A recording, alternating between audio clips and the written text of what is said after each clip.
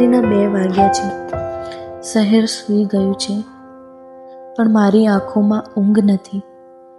રૂમની છતમાંથી પાણી ટપકે છે અને મેં મારા કપડાં અને પેલા એકમાત્ર સરખા કપડાં જે હું ઇન્ટરવ્યૂમાં પહેરી જવાની હતી એને પલળતા બચાવવા માટે મેં પ્લાસ્ટિકમાં લપેટીને ખૂણામાં મૂક્યા.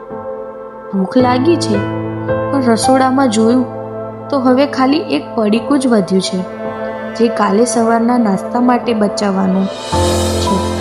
આજે આખા દિવસમાં બસ 2 કપ ચા પીધી અને મેં 24 કલાક કામ કર્યું છે. ચક્કર આવે છે, પણ હિંમત નથી. મમ્મીનો ફોન આવ્યો હતો.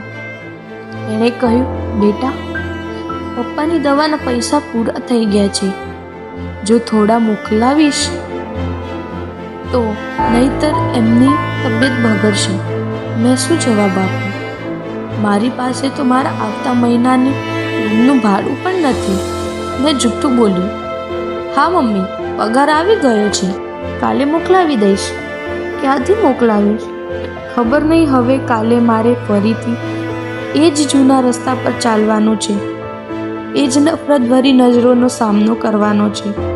ક્યારે થાય છે કે આ દીકરી જન્મી જ કેમ?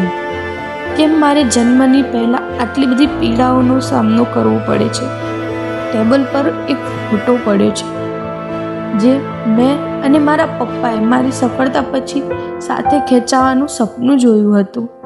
આજે એ ફોટામાં પપ્પાની આંખો મને પૂછી રહી છે કે બેટા, તે કહ્યું તું ને કે તું નામ રોશન કરીશ, પણ અત્યારે તું કેમ આવી જિંદગી જીવે છે? આ શહેરની ભીડમાં હું એક જીવતી લાશ બની ગઈ છું. શ્વાસ તો લઈ રહી છું.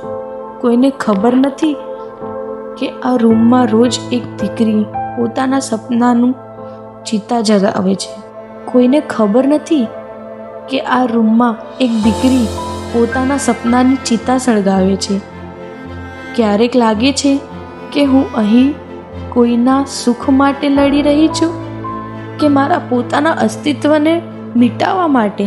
પણ કાલે સવારે ફરી પાછું એ જ જીવન શરૂ થશે. હું રડીશ, પણ હારીશ નહીં. મારું આંસુ કદાચ કોઈ નહીં જોઈ રહ્યું, પણ મારા ભગવાન તો જોઈ રહ્યા છે ને. જો આ મારી કિસ્મત છે તો હું આ કિસ્મતને જ મારું હથિયાર બનાવીશ. હું આ રાતના અંધારામાં એવી રીતે બહાર આવીશ કે લોકો આજે મારી મજબૂરી પર હસે છે, એ જ લોકો મારી સફળતા સામે નતમસ્તક થઈ જશે. હું ડૂબી ગઈ છું, હું વિખરાઈ ગઈ છું, પણ હજુ મરી નથી.